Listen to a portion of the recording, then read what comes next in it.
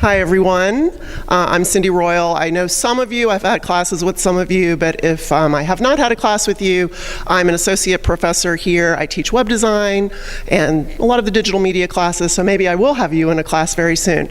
But very happy to see so many of you here for our second installment of our Digital Media Innovation Series, and we're very, very happy to have with us Bob Metcalfe. So let's give him a welcome. And if you are going to be tweeting or doing any social media during this event, we have the hashtag TXStateDigital. Please use it, take pictures, tweet a lot, tweet quotes. I love to see pictures and quotes. So we have with us somebody who I think a lot of you are familiar with from different presentations and classes. Bob was born in New York and he grew up on Long Island. He is an inventor, a technology executive, a venture capitalist, and now a professor. He attended MIT and Harvard.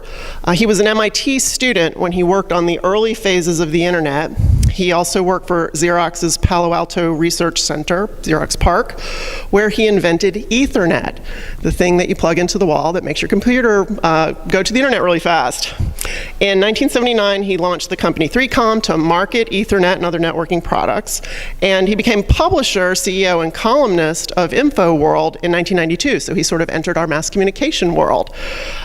He's a professor of innovation and a Murchison Fellow of Free Enterprise at the University of Texas at Austin in the Cockrell School of Engineering, and he's one of the founders of the Longhorn Startup Project at UT. He's also involved with Polaris Partners, a venture capital organization.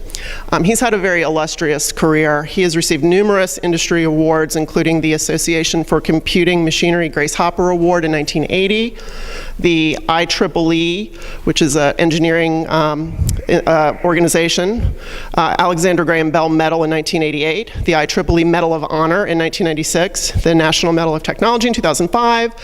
He was inducted into the National Inventors Hall of Fame in 2007, and the Fellow Award from the Computer History Museum in 2008, which I visited that lovely Computer History Museum in Mountain View when I was at Stanford last year. So again, let's give a welcome to Bob Metcalfe.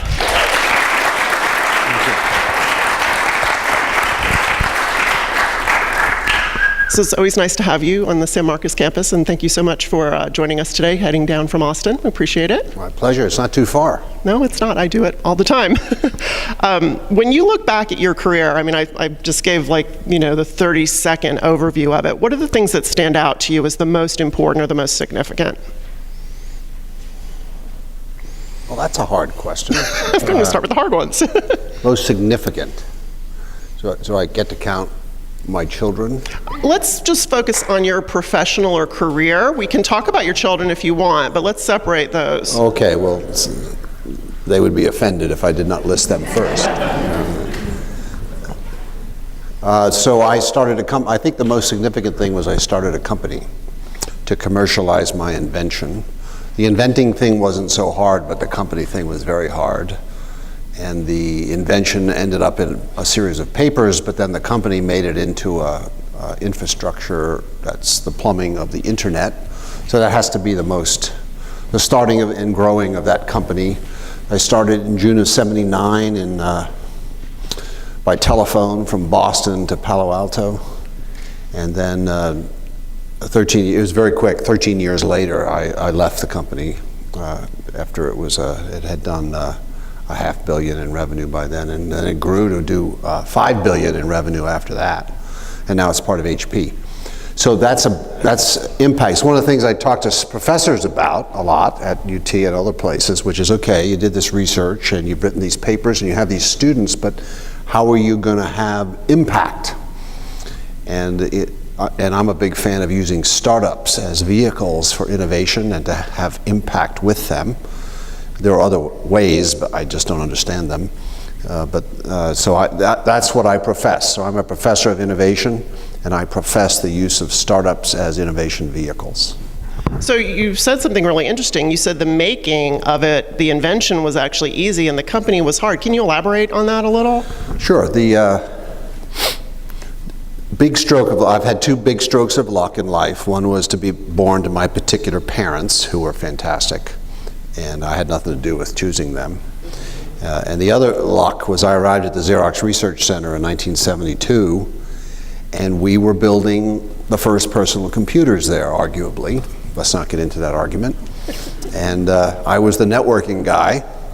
So we said, Bob, it's your job to connect these personal computers. And the really odd thing is that we were planning to put a personal computer on every desk. Whoa.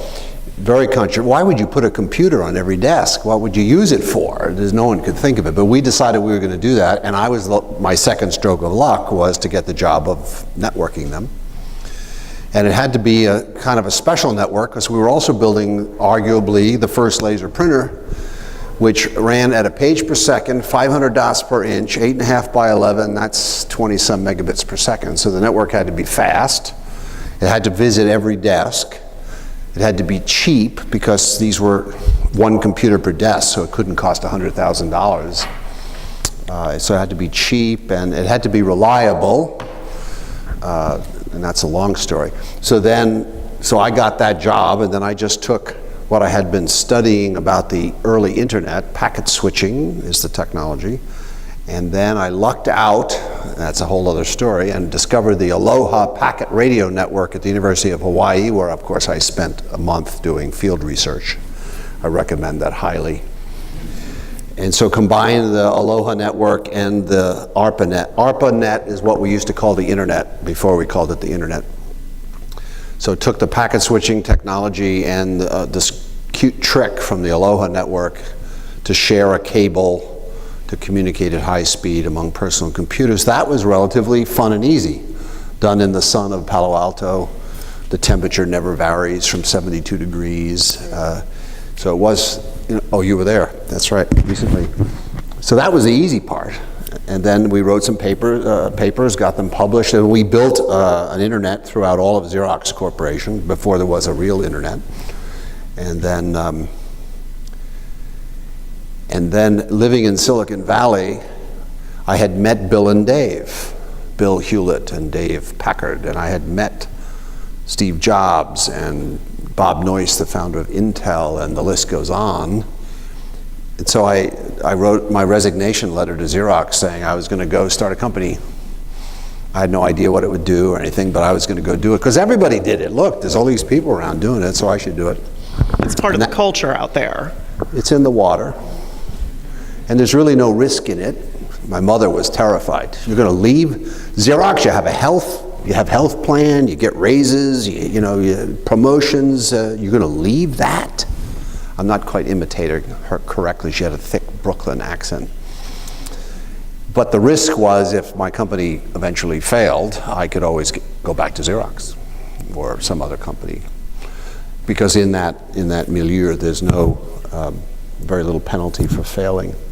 So it wasn't that big a bold move to go start a company. But then it started getting hard because it's easy to go start a company. It's much harder to grow it. And that's an argument we frequently have because you've heard of 3-day startup.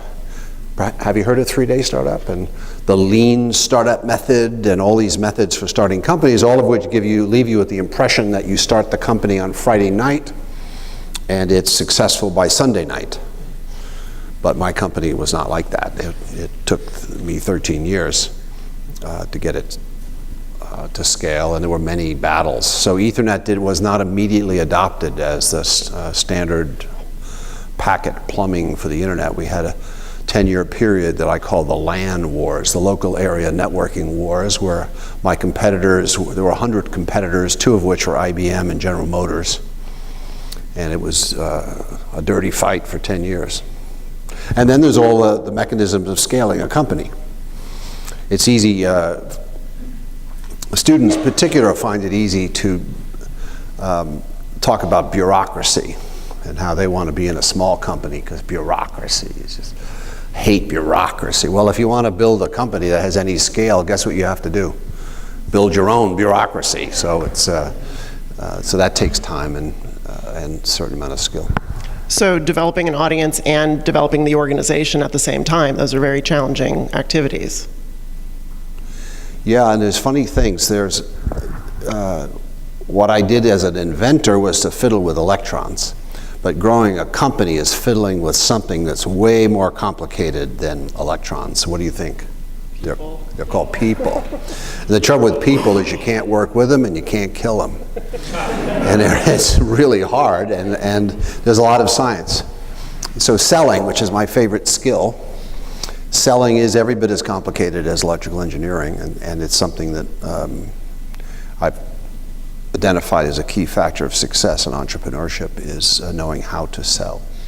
I give a lecture on that. Well, I love what you said before about faculty really thinking about what their impact is. You know, what are you doing as a professor and what impact is that having? So tell us about Longhorn Startup, the project, and how is that producing impact or an influence on the students at UT that are taking it? And I should say before you answer that, we will throw it out for questions from the audience next, so start thinking about what you would like to ask Bob, and we'll have somebody walking around with a microphone. But yeah, tell us about Longhorn Startup and what you're able to do there. Let me take 2 steps back from that answer. So we have so I'm a professor of innovation. I invented that term. I proposed it to the dean, a bunch of deans actually, and most of them said, we don't have any of those. And I said, well, I like the word innovation because it's different from entrepreneurship. It's bigger than entrepreneurship, although entrepreneurship is my focus, but it's a little bigger. And I once wrote a paper whose title was, Invention is a flower, Innovation is a weed. Meaning there's this beautiful thing that we all think of inventing. It's just so beautiful and delicate and important. But then there's actually innovating, which is scaling and getting people to change the way they do things, and that is hard, and it's like everyone loves innovation until they are being innovated upon, at which point they turn ugly. They become the status quo, and you, the innovator, are a weed, and it feels very different from being celebrated as an inventor to be hated as a weed. So Ethernet was a weed that broke out in the computer industry, and they tried to kill it several times. So, professor of innovation, and I arrived at UT 4 years ago and discovered, well, you guys must know about PR, public relations. Probably several PR majors, right? Who are PR majors? So let me tell you about my first mistake arriving in Texas was a PR mistake. I wasn't paying attention. I love PR. I revel in it. I love writing press releases. In fact, that's how I design products. At my company, I used to write the press release that I wanted to have, and then gave it to engineering and said, do this. So, you know, so working back from the press release. So I arrived at Texas and I wasn't paying attention, and out comes this press release, which in so many words said that no innovation had ever occurred in the state of Texas until my arrival. So imagine all the people in Austin who think they've been innovating and doing startups. They all hated my guts from the first day. It was really a problem. So don't let them do that. Don't let a press release get out that sets expectations high and pisses everybody off. It's just not good. But I began looking for a way to serve. So there are lots of people in Texas and at UT and Austin in particular who are doing entrepreneurship. So my first goal was to find something I could do that didn't duplicate something that was already going on. And I discovered the undergraduates were not being served. So there were a lot of undergraduates who wanted to be the next Zuckerberg, but there was no one helping them. So I started the Longhorn Startup Program with Josh Baer. We've added a third instructor, focused on undergraduates who are inclined to start companies. And we have a seminar which is for undergraduates who think that they someday may want to start a company, and then we have a lab for startups, for undergraduates who have a startup that they're advancing, and we try to help them advance it. So we have the Longhorn Startup Seminar, which probably has 100 people in it, and then we have the lab, which is right now this semester. This is the 9th semester. I think it's the 9th, might be the 8th. We've lost track, really. And it has 13 startups, about 50 students in it. And that's every Thursday night at 6 o'clock. We meet for 3 hours, and the seminar and the lab both meet. And we have a speaker series, And that's the seminar. The seminar is the speaker series, and then the lab students meet for an extra hour. And the speakers tend to be either me or mostly successful entrepreneurs who we recruit to come tell their stories. Understanding that entrepreneurs rarely know why they were successful, so it's fun to watch them give stories about how they were successful, because I don't think they actually know. But it's very motivating, and the fact that we deliver 14 of them means the students can get 14 different stories and sort of triangulate into what's true for them. So if you just listen to one mentor or one successful entrepreneur, that's probably not a good idea, so we provide 14 of them. Well, I've been reading some articles lately that talk about how having a storyteller on your startup team is actually very important, because to get to the point where you pitch and communicate what you're trying to do, you have to have somebody who can articulate that. Might not necessarily be the person who crafted the idea to begin with. That's right. But in my case, I was the storyteller. I love telling stories. And Brian Williams has recently upset me because he's reminded me of I wrote a weekly column for 8 years in a I had 1 million readers every Monday, 1 million, not receive it, read it, 1 million of them worldwide, every Monday. So on Thursday night, there I am writing 605 words, and I'm having the temptation that Brian Williams succumbed to. What's true and what's interesting are not the same thing, and you, as a writer, as a columnist, as a journalist, want to be interesting. What a temptation there is between truth and being interesting. He obviously succumbed to it. I probably did too. So I'm going to be a lot more careful with my stories. Like, I have Steve Jobs stories, and Steve is gone now, so he can't correct any of my stories about him. Okay, so let's see if we have any questions from the audience. Who wants the first question? I've got a question. Sorry. I'm John Zmickley. I'm a senior lecturer here. I teach a web design class and a fundamentals class. And a lot of in the classes I teach, we watch this video where Bob is featured as in this History Channel video on the beginnings of the internet. And there's this scene, the story that you tell about how you were a grad student at MIT, and you're getting together this, all the different things that this IMP could do and what the network could do, and you're showing it for the first time to some AT&T executives. And for the first time ever, it had crashed, and the AT&T executives were kind of laughing about that. My question to you is, how do you think the internet would be different today if that IMP didn't crash and AT&T was interested and they did buy or were interested in the internet so much that they invested? In terms of net neutrality, do you think that the world would be a different place? Well, you've just recently made that question bigger. Yeah, I know. I threw the word net neutrality in there, but... So the story was that I, in 1972, went to a conference where the internet debuted in Washington, D.C., at the International Conference on Computer Communications at the Hilton Hotel. I was a grad student at MIT. I edited a little book called Scenarios for Using the ARPANET, which is, Internet for Dummies, version 1.0. And then they gave me the job of giving tours to important people, including this dozen AT&T executives. And when the internet crashed, the ARPANET crashed in front of them while I'm trying to demonstrate it, they took delight in the fact that it crashed. It reconfirmed for them that this newfangled thing called packet switching being done at universities was a toy anyway, ha ha ha, and they laughed. So I don't think that event changed them any, but it did change me. And it's a bit of a problem because AT&T is a Texas company now. I think it's up in Dallas. It's a completely different company, but it has the name AT&T, so I seize up with hate whenever I hear it, even though they're different people and so on. But it was very motivational for me, realizing this is sort of my first glimpse of how nasty the status quo can be. AT&T and IBM, they were the status quo. They fought the internet. They were entrenched monopolies. So we had to demonopolize IBM and AT&T before we could build the internet. which comes full circle to that little net neutrality thing that you tucked on the end of your question. Because now there are people in Washington who want to put the FCC back in charge of the internet. The FCC used to regulate AT&T, which provided the internet. It provided all the circuits for the internet. And it was horrible. So we had starting in about, well, the real beginning of the demonopolization was 68. Until 1968, it was illegal to connect anything to the telephone network that was not manufactured by AT&T. So telephones were made by AT&T. You couldn't buy a telephone and hook it.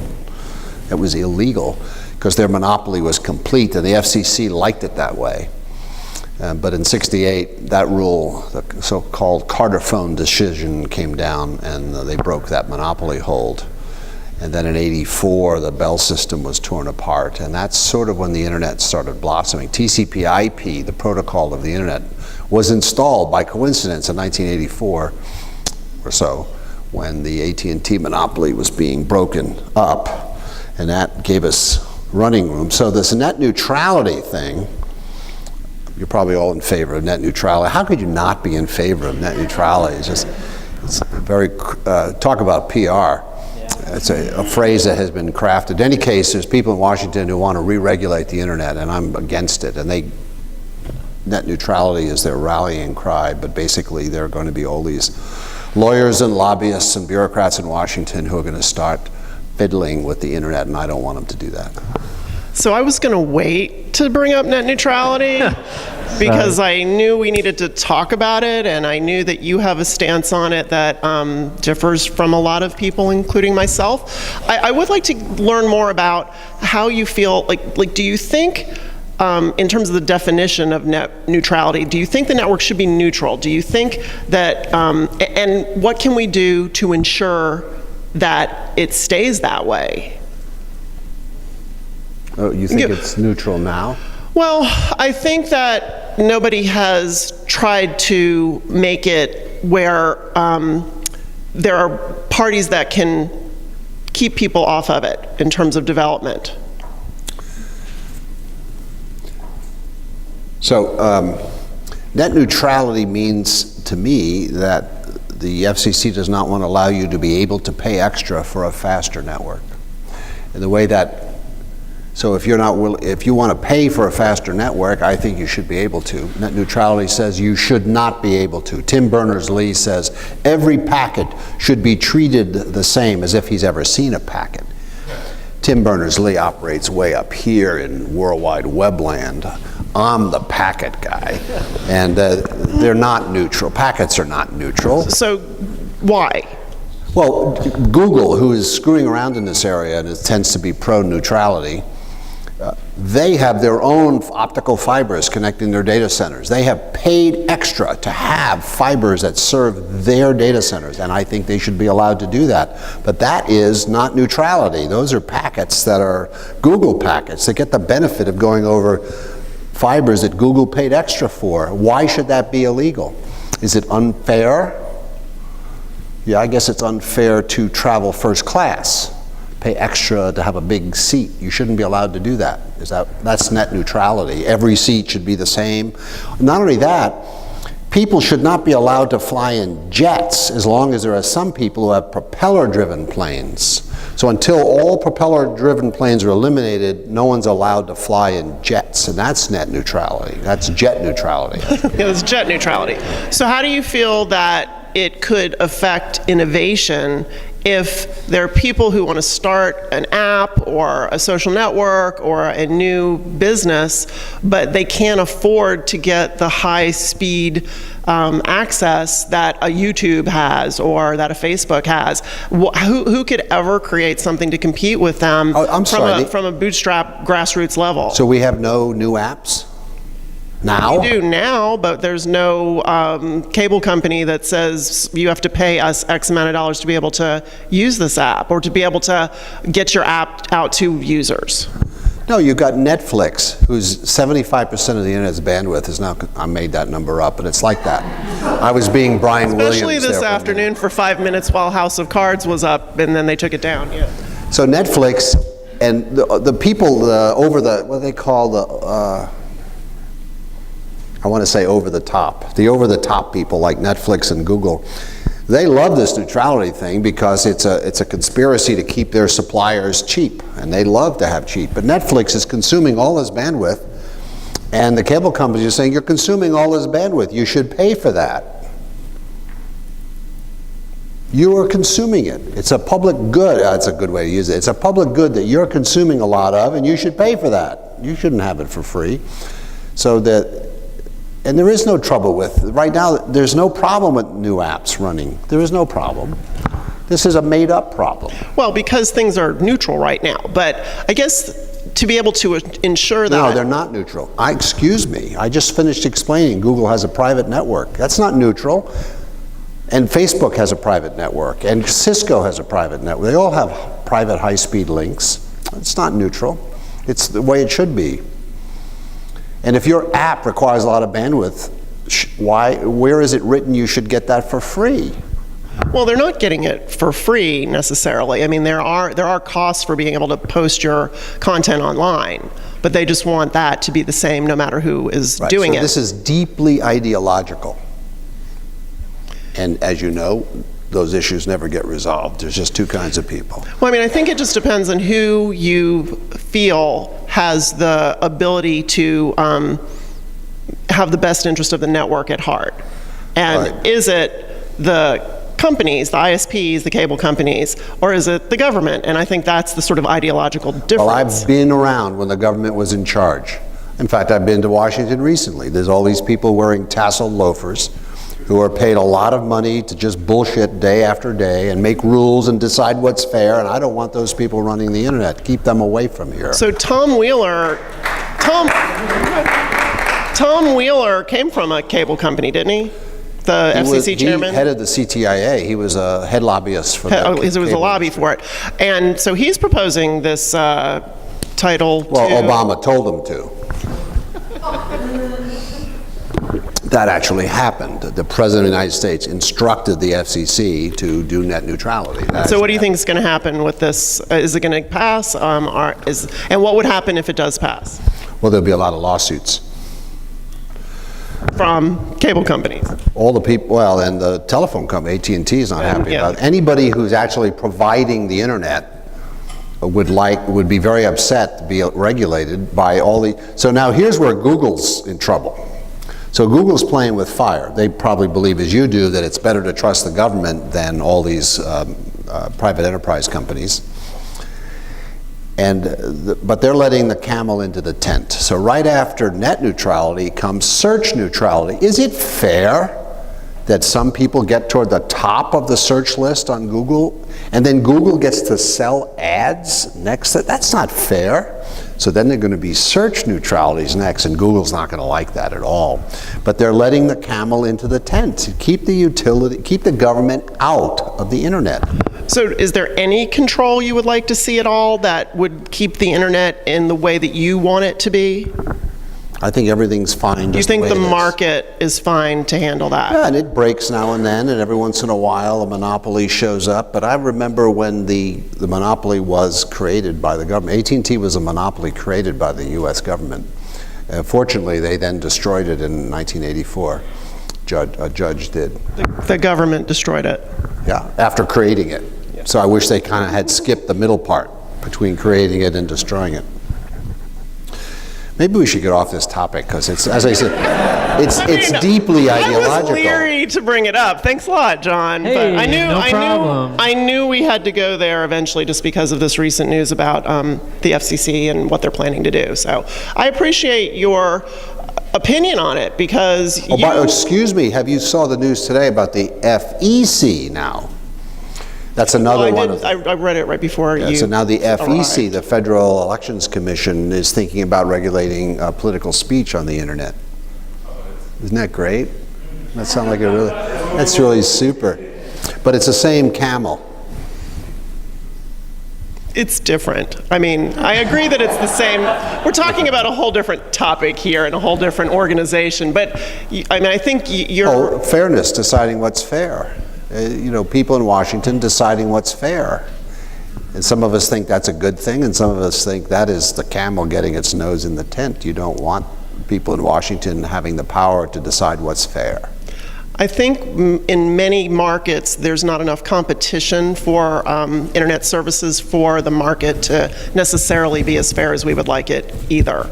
Monopolistic oligarchy. So I think maybe we don't have enough competition in certain places for me to feel comfortable with letting those companies have, whatever they want to do to the internet. So you should encourage competition in those markets. If there were more competition, Now, you can do things to encourage competition, which are different from establishing utility regulation. And incidentally, in addition to the FCC, there are 51 public utilities commissions in the United States, one for each state. And one of the problems in the early internet is each one of those PUCs has a bunch of people wearing tasseled loafers. I hope there are no lawyers here, by the way, who spend all their time arguing about what's fair and reasonable for the public utilities to charge in their little markets. And actually, one of the services the FCC provided for, in the early days was to say, we're not going to allow these decisions to be made in the 51 jurisdictions, 51 if you include Washington, D.C. We're not going to allow certain decisions about the internet to be made in each of the 51 PUCs because that fractionates the market and is detrimental to lots of things. So that was a service the FCC, and it was the FCC who broke the Carter phone decision. So give them credit for that. Of course, they created the AT&T monopoly. So you have to give them a little credit here. Well, they're solving the problem they created. So I guess you give them a little credit. All right, so we can move on to another question. We've got a question right here. Sorry to keep beating a dead horse, but there's a lot of rhetoric on both sides, and I can kind of agree with points from both of them. Do you think there's anything similar to when you were showing the ARPANET to AT&T? I read that you felt like they were a little too, with all due respect, a little too stuck in their ways, kind of blinded by their experience, not looking towards the future. Do you think that net neutrality could kind of present that same kind of issue? Do you think that there's other people who are a little young, not younger as in like better, but a little more fresh? Do you think they hold the same views as you, or is it mostly the older generation who wants to keep it the way it is? I haven't done a survey. I don't know.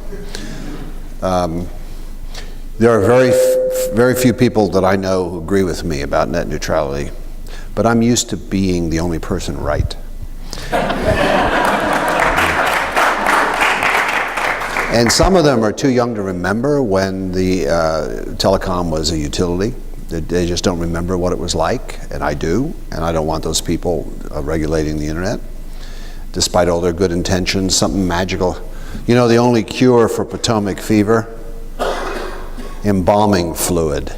You know, they go to Washington, something horrible happens to them, and then they start regulating the internet. So just keep their hands off the internet. I'm sorry. But I mean, you bring up a good point. You said, you had problems with AT&T in terms of their ability to understand what you were doing with the internet. But Consider the possibility of what you were doing. It seemed like they were maybe a little more doubtful of your points and what it could bring to the world. Maybe from where I see it, your doubts of what net neutrality can bring to the world come from your experience in the field, but seeing things in the past might not necessarily be what's going to be like in the future. Not to say that they were like slippery slope kind of recently saying that, oh, if we do net neutrality, search neutrality is next. Do you have points that you have that maybe you don't know that point towards like that's what's going to happen? Or is this just like one issue that you think is going to move on to these other issues? Like, is it going to be like homosexuality is an issue now, and 10 years from now it's going to be polygamous relationships, and then like, The slippery slope, yeah. do you think that it's really going to happen, or is that kind of just sort of how they kind of think it is? Well, we tend to advocate what we learned from our experiences, and I'm certainly guilty of that. But we really need to get off this topic. And we will with this next question. The the solution is more competition, not regulation. So what can we do to encourage competition, to break AT&T's stranglehold? In 1972, AT&T had a stranglehold. What they needed was competition. And as soon as competition was unleashed in 1984, the difference was miraculous.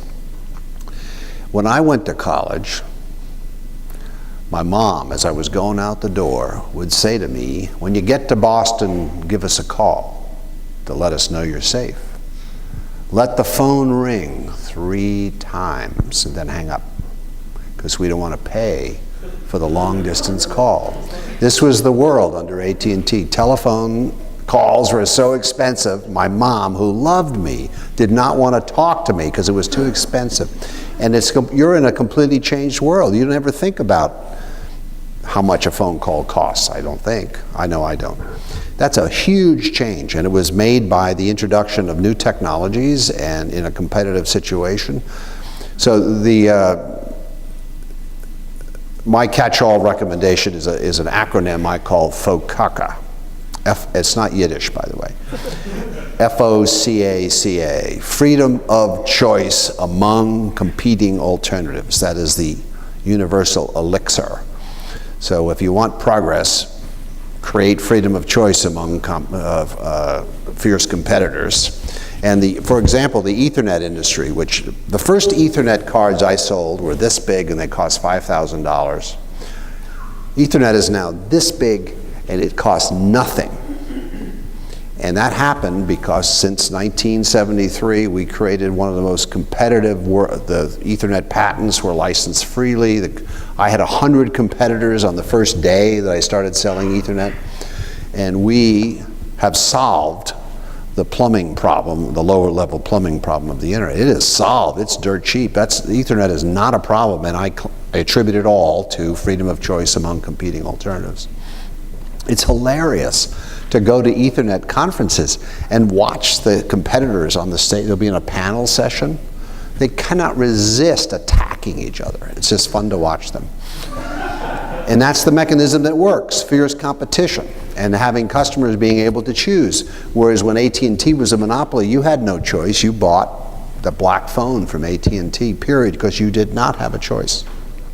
And now we do, and let's keep it that way. So I've recently started experimenting with mobile applications and development of them. I'm a big fan of outsourcing them to places like India to have them built. I guess my question is, I feel like a lot of the more popular applications right now, I like to call it the duh factor, like pictures that you send to someone and they disappear. Whoa, it's so innovative, you know what I mean? But they're so popular. I guess my question is, when you come up with these ideas that are just kind of like, why hasn't someone done this already? How do you protect that idea? Software is a really hard thing to pinpoint down, and who takes you seriously if someone steals your idea, kind of thing. Because it'd be really hard for me to think how I would patent some of my current ideas. Right. So I heard you ask 2 questions. You may not have intended the 2. The one has to do with, in the innovation system, how people choose the ideas to pursue. And this is one of my pet peeves. There's a lot of people pursuing trivial ideas, like the idea of I have an app that forgets you right away. And I think I should get a patent on that, because by the way, my daughter at the age of 9 invented the GPS in the car. But it turned out other people had the resources to pursue it, so she now works at Facebook and has a job instead of, even though she invented, she sat in my car and said, "Dad, you imagine if you had a GPS, you could drive right where you wanted to go." And she invented it right in front of me. She couldn't get a patent on it, and she didn't have the resources to pursue it as a 9-year-old. You see where I was going with that? So a lot of these ideas shouldn't be patentable or tough, and they're trivial. I'm trying to encourage everywhere I go that people should take on grand challenges. It's hard to build a company. We're talking about entrepreneurship here, right? It's hard to build a company, so you might as well do something worthwhile. And I know it's tempting to want to be Zuckerberg. So I don't know how it is here, but where I hang out, they say, Bob, you're wrong. I say stay in school, for example, unlike Zuckerberg. And the students say, well, Gates, Jobs, Zuckerberg, Dell, somebody else. And then I say, name 5 more. And they can't. These are extraordinarily exceptional people, and we're wasting a lot of time trying to do trivial apps in their space because we want to be the next one, just like Zuckerberg. So the National Academy of Engineering has produced a list of 14 grand challenges. So I'm encouraging, and it's on the website, National Academy of Engineering. And I think people wanting to think about starting companies should probably start with those 14 instead of an app which forgets your picture right away, or the variations of that. There aren't going to be that many more Zuckerbergs, probably. I mean, I hear a lot of questions like the one that you just had that's like, I don't want someone to steal my idea. But really, an idea is just an idea until you execute it. And if you're passionate about it, you're going to execute it in a different way than somebody else. Just telling somebody your idea isn't going to make them steal it and execute it. And I have found that engaging with people about what your ideas are and not worrying about them stealing it is going to be so much more valuable in the long run, getting feedback, talking to people, and not worrying about somebody stealing your idea. Do you agree with that? Unlike net neutrality, you and I agree on this. I have a feeling we agree on a lot of things other than that. And that's just because you haven't changed your mind yet. So there's 2 reasons that it's bad to keep your idea secret. One is to build an idea and take it someplace, you need to gather resources, people, money. And you're not going to do that unless you can explain to people what you're doing. You can't, I'd like you to join my company, but I really can't tell you what it's going to do, because they won't join your company. Or I'd like you to invest in my company, sign this non-disclosure agreement. They're not going to sign the non-disclosure. It's too dangerous to sign a non-disclosure agreement because ideas are a dime a dozen. So you fail to gather resources if you keep it a secret. And the other one is it's not that good an idea if it relies on being a secret. Because as soon as you come out with it, it's not a secret anymore, and then suddenly you're going to have 1,000 competitors, including the status quo, and they're going to kill you. So if the idea relies on being a secret, that's a weak idea. So you should be able to rely on the execution of your idea. So I did Ethernet cards that plugged into PCs. I had lots of competition. We won that war, a $1 billion war. We won it because we knew exactly what to do, and we did it really fast, and we had an unfair advantage, which I'm about to tell you. It's one of the secrets to entrepreneurial success, and it was my secret. It's called the time machine. You got to have a time machine, or you don't have to, but that's one of the cool ways to win. So my time machine was the Xerox Palo Alto Research Center. I went there, and we suspended all the constraints. The computers did cost $30,000, which is more than anyone could afford, but we pretended they were free. So we had PCs that were unaffordable, but we had PCs, and they needed a network. So I got to build a network for something that wouldn't exist for 10 more years. So in the Xerox Research Center, we went out 10 years into the future, and we built the internet, much as you understand it today. And then in 1979, I took the time machine back into the present and started a company. So then at all our meetings, when people, what product are we going to make? What should it be like? We just remembered what we had experienced from the time machine. We said, let's do that. So while my competitors were networking mini computers, we were getting ready to network PCs. Because we knew, people who were in doubt about PCs in the early 70s, they would ask stupid questions like, why would you want a computer on your desk? Who would take care of it? It would break. It's too hard to use. Oh, one of the good ones was, in those days we had people called secretaries. And it was said, no one will use personal computers because the only people who will sit and type are secretaries. Professionals will never do that. That was the accepted wisdom. It's not true, it turns out. We don't have secretaries anymore, and everybody in this room spends all day sitting at a keyboard type, don't you? Yeah. Well, the conventional wisdom was that is never going to happen. Where was I going with that? Time machine. Time machine. So we outmaneuvered our competition because we knew what the future was going to be, and all of our decision making was efficient, our product decisions were wiser, and so one of the things we knew we would need. So I recruited a guy named Bill Krause to run our company, and the first thing Bill said is, I need you to project the cost of Ethernet for the next 25 years.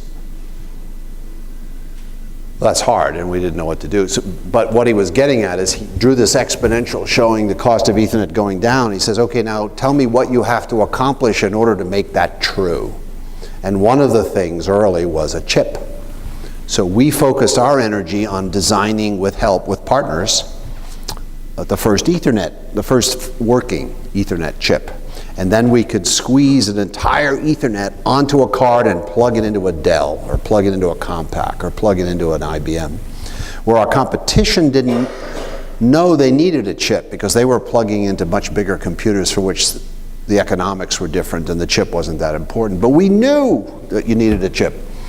And so we went right for the chip, and then in September of '82, we had this card that no one else had for the IBM personal computer, and it would plug in and connect it to the Ethernet. No one else could cram all the electrons into that card because they didn't have the chip, and we had the chip and they didn't. So we became $1 billion company because we had a time machine that allowed us to make that decision. So that's, rather than an idea, the idea of connecting the computers together, everybody had that idea. The Ethernet was a standard of the IEEE, so we didn't have a competitive advantage. We couldn't make Ethernet different. It was a standard. So our innovations were beneath that and guided by this experience with the Xerox Research time machine we had taken. So if you want to be successful, find a time machine, because it worked for me. There was an article recently in MIT Technology Review. It was entitled Thought Different, sort of playing on the Apple Think Different, and it was asking the question, is Silicon Valley entrepreneurship dead? And bringing up the things that we've just talked about, like all these silly apps and social media services, and that has been really the focus in Silicon Valley in the past 5 to 7 years. Do you think it's dead, and where do you think it's going in terms of Silicon Valley entrepreneurship? Well, I think it's silly to say that it's dead. But every once in a while, a platform arrives, and then there's a lot of innovation on that platform, and there's a lot of success, and then everybody jumps onto that platform and they start exploring every nook and cranny, and eventually every nook and cranny is explored and that platform is done with. And we're sort of in the middle of that right now. We have a social mobile cloud is the current platform, and every nook and cranny is being explored, and a lot of them are silly. And there's 10 of them too. So when someone has there's Dropbox, and then there's Box, and then there's 10 others that do some variation of that, and they're not all going to survive. And they all look like geniuses right now, but soon only some of them will look like geniuses. There was a time when the hard disk was invented. Disks used to be floppy, and then IBM actually said, no, let's make them hard because they can store more on them. And then in 1982, they introduced, for the IBM personal computer, this huge disk, 20 megabytes. And by the way, that was great for me because it was very expensive and no one knew what to do with so much storage. 20 megabytes, what would you keep on it? I mean, how many memos can you store? I mean, you can't write all those memos. So what we did is we sold Ethernet cards so that you could have 20 PCs sharing that disk among the 20. And same with the laser printers. The Apple writer, I guess it was, no, the laser writer used to cost $7,000. So our Ethernet card could be used to share a laser writer among a bunch of PCs. That was Cool. But anyway, in disk world, there were 20 different companies making hard disks, Seagate and Shugart, and it went on and on. I can't even remember them anymore. So it was a little bit like we're getting now in social mobile cloud. You have 10 companies doing everything because they're all in the, but eventually they run out of nooks and crannies, and then the consolidations begin, and you get down to 2 or 3 suppliers, and then we wait for the next platform to arrive. I remember in 1985 when I had my very first job. I worked for NCR Corporation, and I was selling a point-of-sale computer. NCR was like a IBM clone, and when I was selling them, I would tell people, you will never use 20 megabytes. Like, that is more than you'll ever use in your entire life, because we couldn't conceive, that's what they told us to say to sell it, but we couldn't conceive of what people would do with that much space. So, and yeah. Bill Gates at one time famously said he couldn't imagine what you would use more than 640 kilobytes for, which happened to be all the memory that an IBM PC had was 640 kilobytes. Bill Gates himself said this silly thing. But it wasn't so silly at the time, that it just looks silly now. It's a little bit like Watson, the IBM founder, once said that the world market for mainframes was 11. That you'd never sell more than 11 computers. And of course, 11 was a serious underestimate. Nick, you had a question a little while ago. Do you still have it, or did we answer it? Okay, John, where'd the mic go? Okay. Sorry, we'll get you next. Thanks for coming. We appreciate it. I read in one of your bios that your first dissertation, I think I can talk about it now. I read in one of your bios that your first dissertation during your PhD program was rejected. Pardon? We're recording. Oh, okay. That your first dissertation was rejected by Harvard, and then you went on to do your second dissertation. Have you since published your first dissertation? My dissertation is available at Amazon.com. It's called Packet Communication, and it's the first one with an extra chapter. So it was the classic case where my committee said, I could get really nasty here. So there's Harvard and there's MIT, and in that city, it's a little bit like UT Austin and A&M. You know, well, actually, I'm learning recently that A&M isn't evil. It's OU that we're supposed to hate. But so, okay. And by the way, this isn't the right orange. No. But I didn't know that when I bought them. And the first game I chose to go to, and I'll come back to your question. The first football game I went to was Oklahoma State, and this is the orange of Oklahoma State. So here I am wearing the wrong shoes at the wrong game. Anyway, Harvard and MIT don't like each other either, and one of the things is MIT is an engineering school and Harvard doesn't like engineers. So the first draft of my dissertation, which was rejected, horrible event, by the way, I go on my job talk tour. I'm getting my PhD in June from Harvard, and I go and I get 9 job offers. It was easy because the internet was hot and I was an internet guy, so everybody wanted to have an internet guy. And I chose the Xerox Palo Alto Research Center ultimately. It was an easy decision. They offered me twice as much money and I didn't have to teach anybody anything, and I have an infinite budget and I get to live in Palo Alto. Or I could go to one of the other 8 places, and so I stupidly chose to go there. And then my wife resigned her job at MIT and got a job at Stanford. And my parents were getting ready to come to Harvard Yard to see their son get his degree. And I go before my committee 2 weeks before commencement, and they say, no, we're rejecting you. Because it wasn't, what was the word? Technical. No, not technical. It wasn't abstract enough. It wasn't mathematical enough. It was too much engineering. It wasn't theoretical enough. Thank you. That's exactly the word. I'm familiar with this concept. Yeah. So I had to go out and I added a theoretical chapter and got it a year later. But then I had to, so here I am with my rejection. I pick up the phone and I call Xerox, who had hired me as a graduating PhD student, and broke the news to Bob Taylor, my boss, who, by the way, is a UT Austin alum. Oh, I didn't know it at the time. And told him that I wasn't going to get my PhD after all. He said, oh, don't worry about it. Come on out anyway, and you can finish it here. So I love Bob Taylor. But what was your question? Did you get it published, which you said you Oh, did? so my dissertation, which was about about packet switching, both broadcast packet switching, which later became Ethernet, and store and forward packet switching, which is the core of the routers, and did a anyway, it's won awards, and it's a book now, and you can buy it for $90 at He said he was a salesman. Amazon.com. Still available at Amazon.com. That's a long tail, by the way.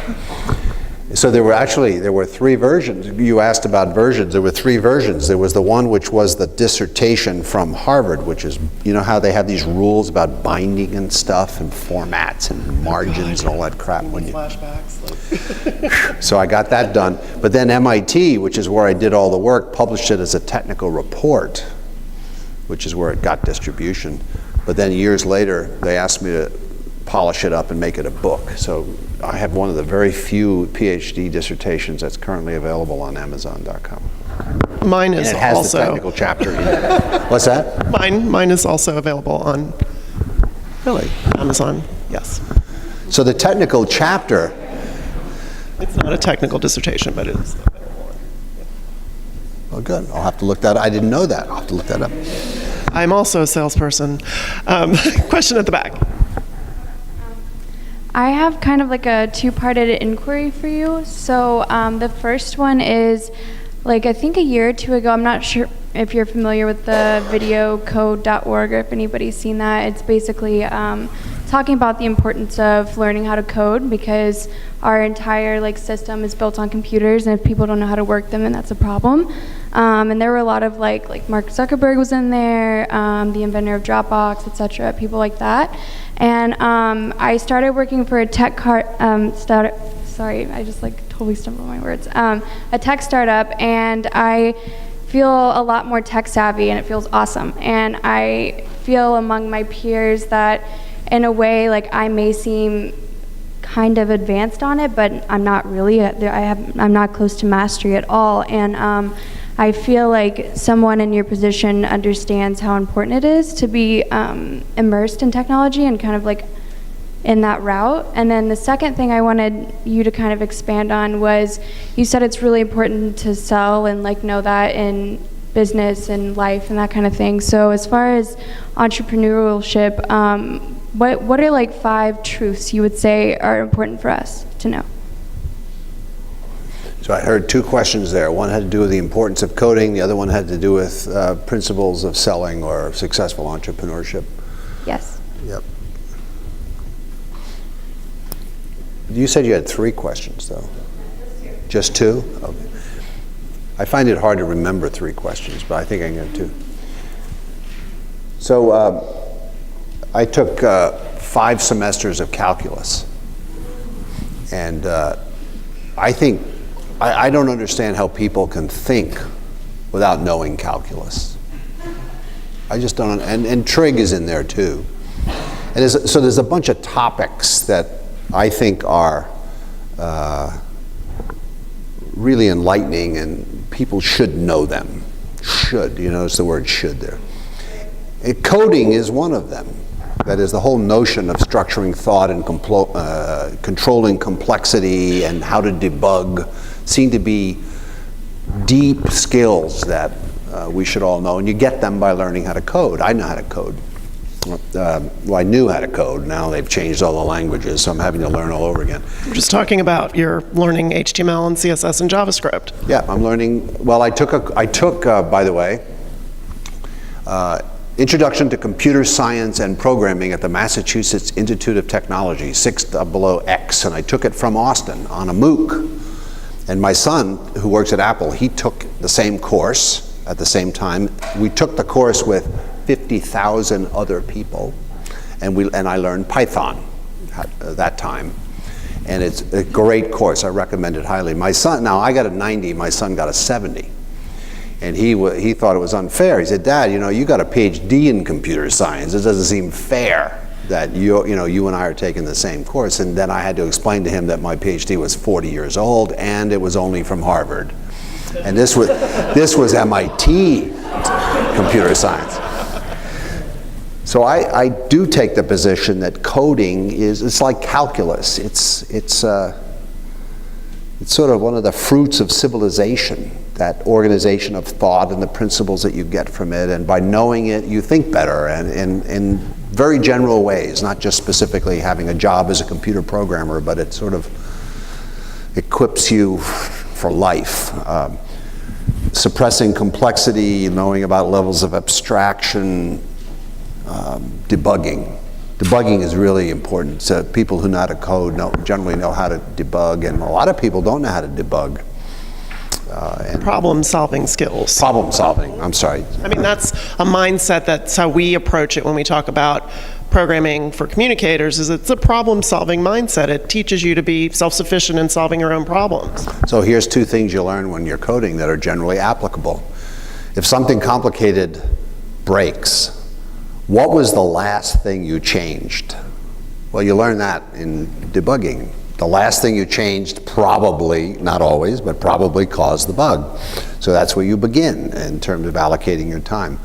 Or when you're trying to experiment with something and figure out how to make it work, you change one thing at a time. That's another thing you learn, because it just gets you to the answer much more quickly, and so on. And those are generalizable concepts. You don't have to be a computer programmer to benefit from having those problem-solving experiences. So calculus, coding, and selling. So selling is another skill that I think is core.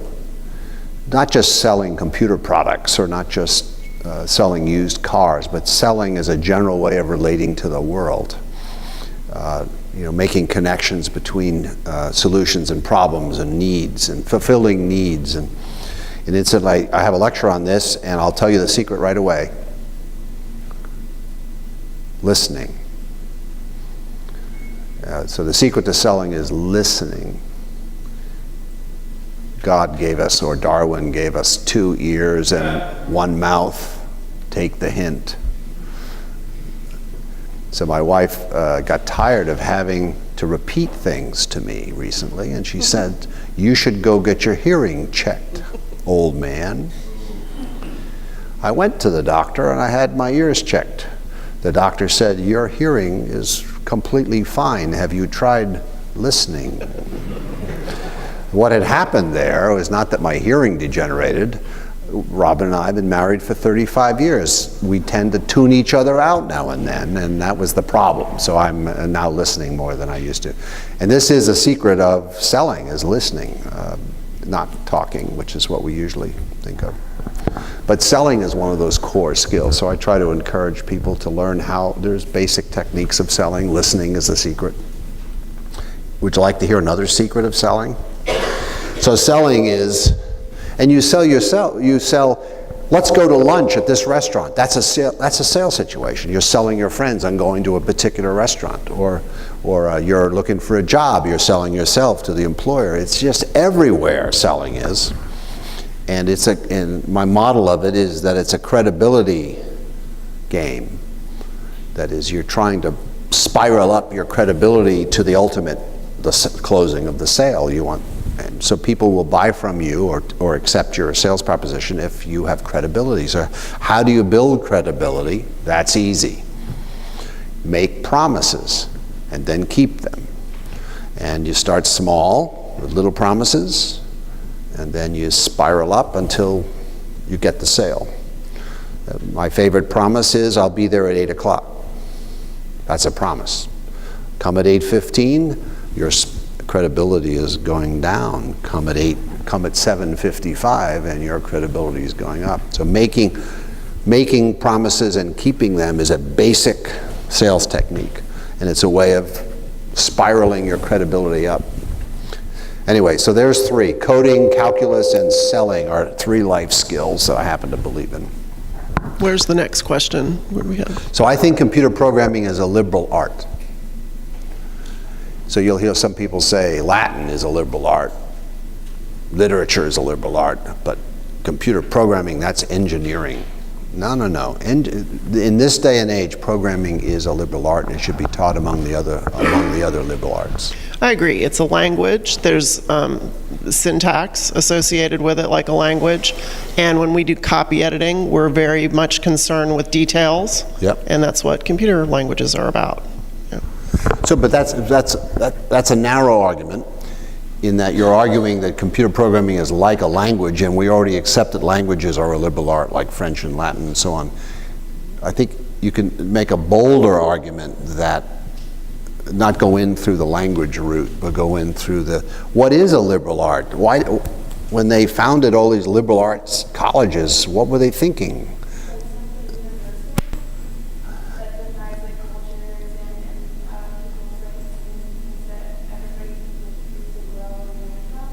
Yes, and that's the front door argument. That I'm not trying to sneak coding in as another language. I'm trying to sneak it in, like you just said. It's something that everyone should know and benefit from. And the world has gotten sufficiently complex that knowing the skills of coding help you deal with all that complexity. I had a question about the development. About the development of Ethernet. So talking about how quickly data sizes have changed in the past, couple decades. When you were developing Ethernet, did you know that the technology would be able to last up until now, and that it would be able to handle everything that's coming through it? So you all heard the question. It had to do something, I heard every word, but the question had something to do with, did we know that what we were designing in 1973, for example, would last? So TCP/IP, the plumbing of the internet, the protocols, and Ethernet's right below TCP/IP, were both invented in 1973 in Palo Alto. 73 is not 10 years ago. It's 40 years ago. And isn't that amazing? And the next amazing thing was the World Wide Web was invented in '89, and its World Wide Web sits on top of TCP/IP and Ethernet, and it works. And so they were invented in '73. The World Wide Web was in '89. Think of all the gap of time, and it worked. It flew. So. But no one formed the thought that this is going to last forever. So Ethernet is unrecognizable now. Ethernet is not what I invented in 1973. There's 100 inventors of Ethernet, including, by the way, I consider Wi-Fi to be wireless Ethernet. There's 100 inventors of Wi-Fi, and all of these people hate my guts because I get the credit for it. And tough. Do you? So. The original Ethernet ran at 2.94 megabits per second. It was 10,000 times faster than the data rate to my desk the day before. So it was gross overkill in 1973. We just made it run as fast as we could and still be reasonably cheap. But now Ethernet's running at 100 gigabits per second in the center of the network, which is a much bigger number. And so the data requirements have grown, and the underlying plumbing has grown too. And it's grown, that requirement has been met. There's just good news, internet plumbing. The problems with the internet have more to do with net neutrality and other stupid ideas like that. Not the plumbing. The plumbing is cheap and works. Can you talk about Metcalfe's law? Well, it goes back to selling. Have you all heard of Metcalfe's law? You can Google it up. It has its own web page. So in the early 80s, we were selling Ethernet for networking of personal computers, and one of the problems was there weren't any personal computers. So people were reluctant to buy a network for things, PCs. They had a few down in some department. So to make it easy to sell Ethernet, we came up with a 3-node network. You'd buy 3 cards and a floppy disk for $3,000, and you could have a little network. And that worked. That idea of a trial network worked because people could spend $3,000 without getting a big approval, and so we sold lots of them. And then we went back to sell more, and guess what they said? This does exactly what you said it would do, but it's not useful. And I was head of sales and marketing at that time. That's a sales and marketing problem when your customers tell you your products are not useful. So I had to think of how to sell our way out of this. And so, and have I mentioned the time machine? So I knew that networks were valuable, and that if you had a building full of personal computers connected on a network, that it was really valuable. I knew it because I'd had it in my desk. I was part of an internet. I knew, but the customers didn't know. They only had 3-node networks, so I had to explain why a 3-node network was not useful, but maybe a bigger one might be. So I came up with Metcalfe's. It wasn't called Metcalfe's Law. It was a slide in a sales presentation, and it said the cost of a network goes up linearly in the number of nodes that you buy. Let's see, you're sitting there. So it goes up linearly in the number of nodes that you buy. But the number of possible connections in the network goes as the square of the number of nodes in the network. And each node can connect to n minus 1, and there are n of those, so it's n times n minus 1, which is roughly n squared. So that's a quadratic curve. So it's about the value of the network. The value of the network measured in terms of possible connections, that was the theory of it, is this quadratic. And of course, quadratics overtake linear eventually. And so I drew a little circle around the place where it overtook, and I said, there's the critical mass point. So below critical mass, the cost is higher than the value, but if you get to critical mass, suddenly the value will be higher than the cost, and off you go. And that chart was not a lie, but it was a sales tool. So our sales force took my slide out and explained to customers that the reason that their networks were not useful is they weren't big enough, so they need to buy more of our products. It's brilliant. Brilliant. Brilliant. And then later, this was called, in 1995, this was called Metcalfe's Law. The value of a network grows as the square of number of nodes. And I defend this law and will to the death, even though it's a bit of a hand wave. It's a vision thing. So the value of a network grows as the square of the number of nodes, which basically means it's good to connect things together. And that's Metcalfe's Law. Right. So you were talking earlier, we talked about good habits to keep, such as selling and stuff like that, and listing. But was there any bad habit that you had to drop over the years to be a good entrepreneur? Yes. Well, to go back to selling. So what is entrepreneurship? When I think it's this. It's business. So you got to go to business school or learn business principles at some point. Somebody in your company has to have an MBA approximately, because entrepreneurship is business. But then there's 3 other things that I break out. And one of them is ambition, creativity, and selling. Have I mentioned selling? Yeah.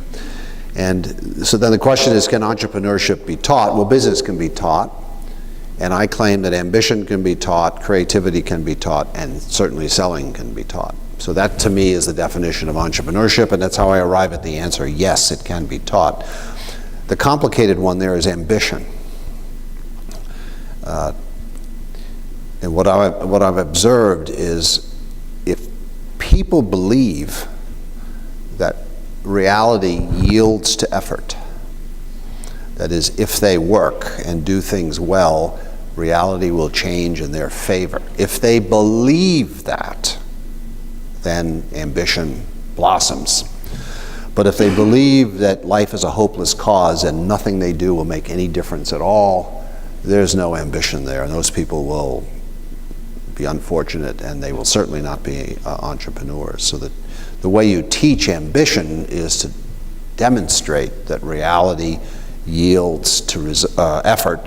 And that's what Silicon Valley is all about. You live in Silicon Valley and you see reality yielding to effort all over the place. You know, guys like Zuckerberg are billionaires. Wow. And that's one of the key lessons from living in Silicon Valley. You meet guys like Steve Jobs, as I did, and et cetera. And you know what? This realization comes over, especially after you've met Steve Jobs. If this guy can start a company, I can.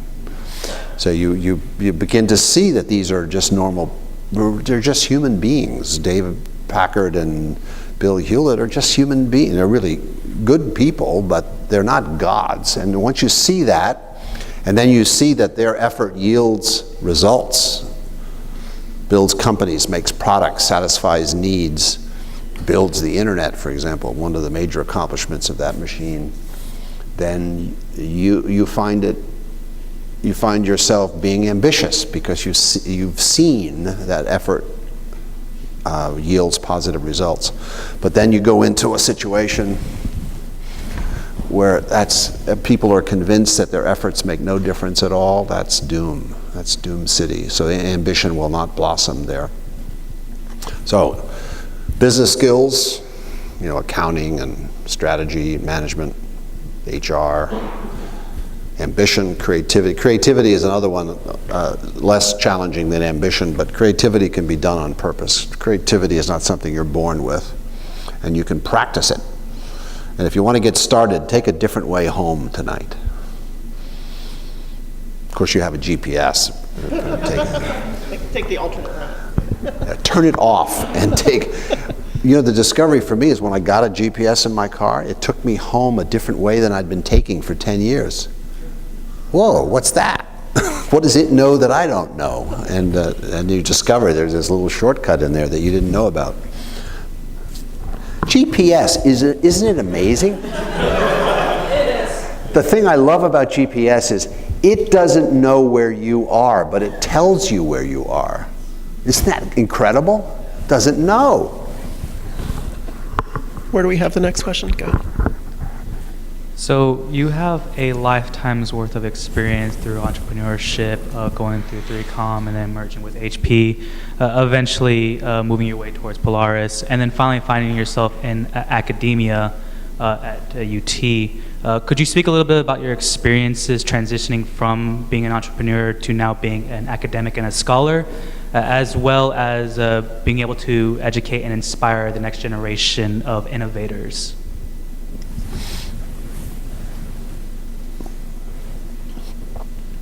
So I've seen Silicon Valley work, and Silicon Valley delivers on the two big goals in life, the two big ones, which to me are freedom and prosperity. And they are a virtuous cycle.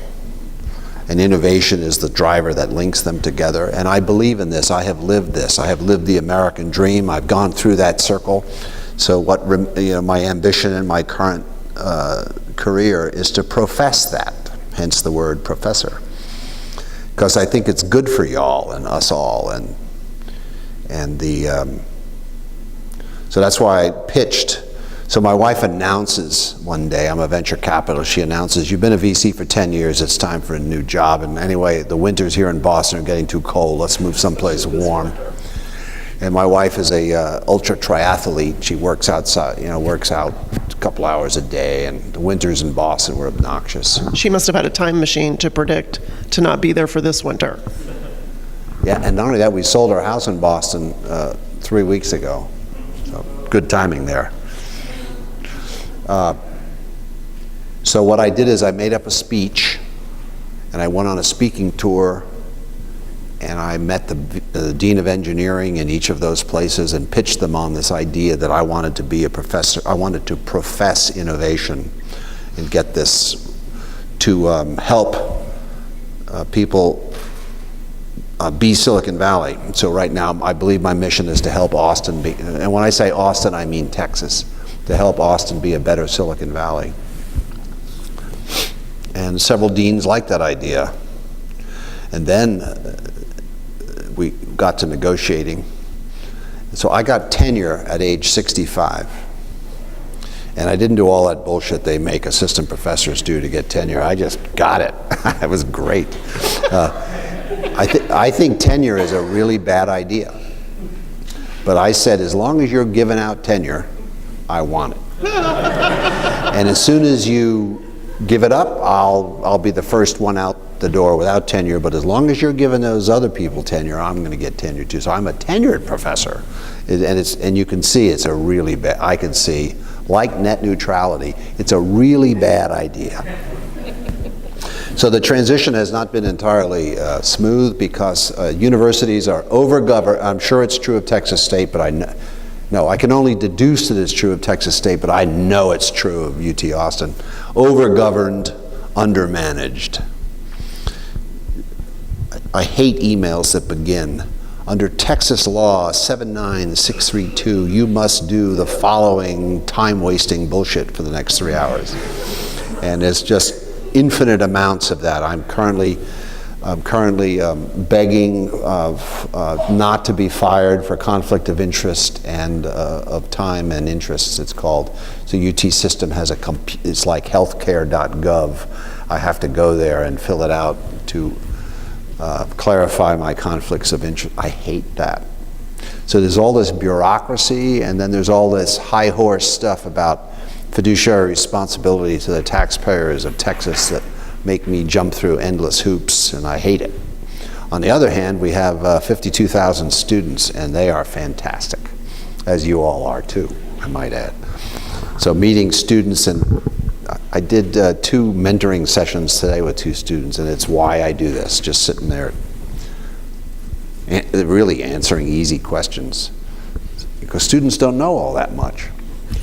And so they ask really easy questions to answer.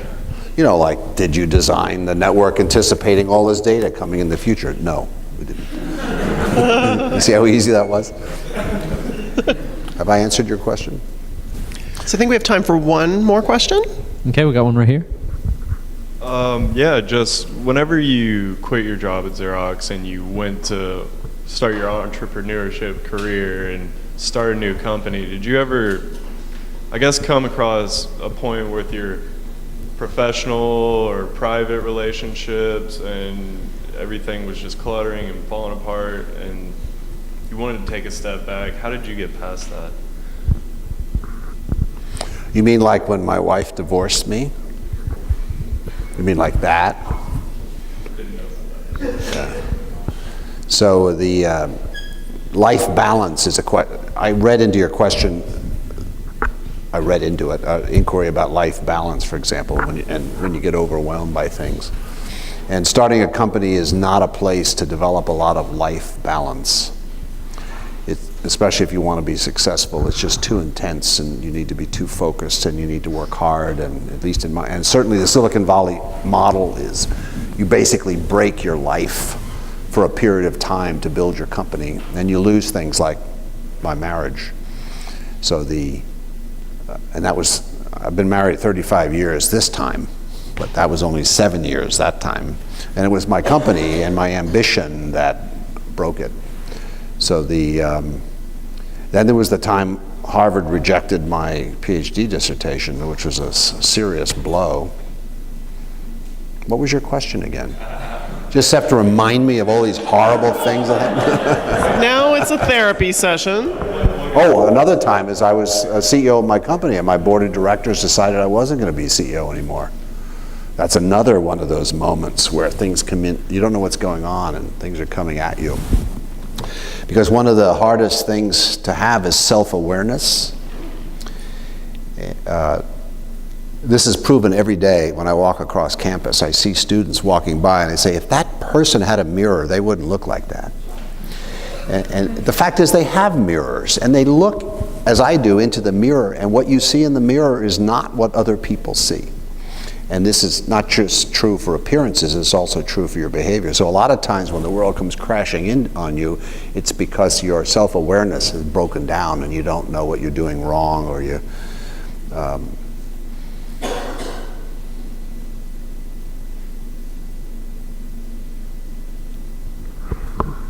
So I learned what to do playing competitive tennis.